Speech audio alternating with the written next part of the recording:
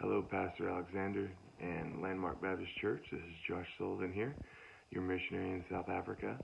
And I just wanted to send you an update video. We were not able to make it up to see you all on this furlough, but I did want to send you a video. Pastor asked me to and give you guys an update of what's going on with us. We had just finished our first term in South Africa. We were there for 2 years. We arrived in November of 2018, and we just returned in November of 2020. And so we've been here for about 2 months, and we are returning to South Africa in April of this year, 2021 now. Time flies. So we'll be turning back in April, and we'll be returning to plant our first church in a location called Motherwell.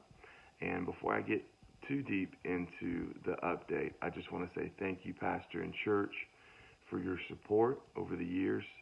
And you have, because of churches like you and because of you, we're able to be on the field and work and do what the Lord has called us to do. And so we greatly appreciate that, and thank you for the support you've given us over the years. I believe it's 2017 when you guys took us on, and it's been a major difference to us, and we really appreciate it. And so the Lord has impressed on my heart to start our church in Motherwell, which is in Port Elizabeth. The city we live in is Port Elizabeth.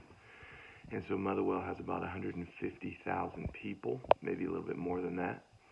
And so this area does not have a single gospel preaching church, independent Baptist church. There's plenty of churches in the area, but none like we would, none gospel preaching churches like we would have in the States. And so this area is also where I've been working with a young man named Jeza.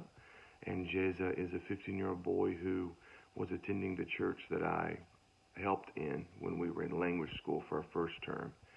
And then Jeza and his grandmother live in this location. I didn't know that at the time. I thought Jeza lived in the area that we were working in. But it turns out he was taking a 30-minute bus ride to come to church every Sunday morning. And so as I got to meet him and talk to him, I realized he had a heart to come to church. He had a heart to pay his own way, to get a taxi every Sunday morning.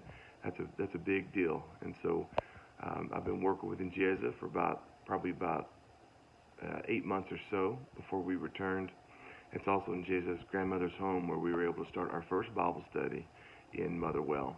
And so ever since August, before we returned, we were doing a Bible study every week, going over fundamentals of the faith, salvation, baptism, assurance of salvation, those things, church, all that. And so the Lord really blessed. And we had as many as 14 in our Bible study. We had as little as 2. But that's the way those things go. And we were just honored to do it. And so we are excited to get back as soon as possible to plant this church in that same area.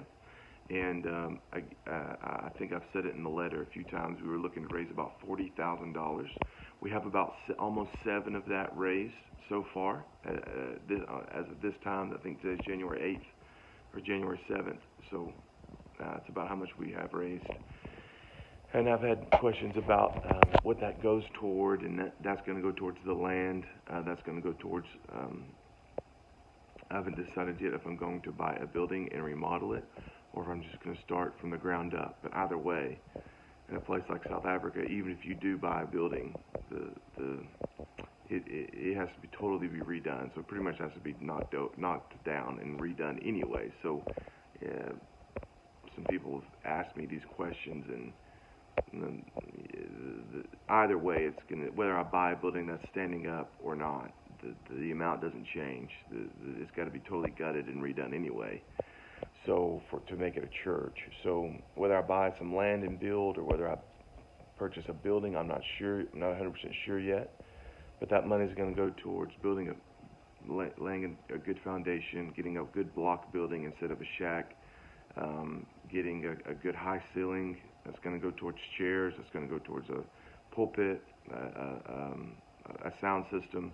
So that $40,000 takes care of a large portion of the money necessary to get a good first church plant done.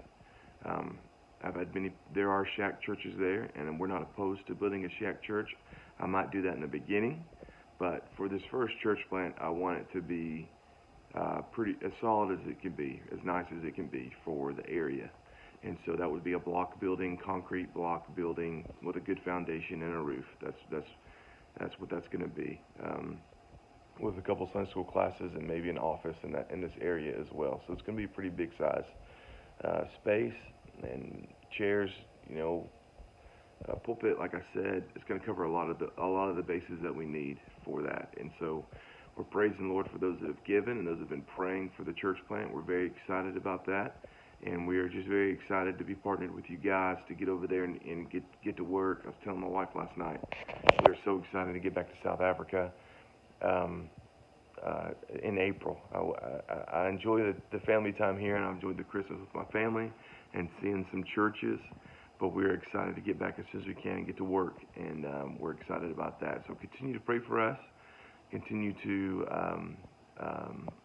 pray for the church plant and other things we got going on. So thank you, Pastor. Thank you, church, so much for what you've done for us.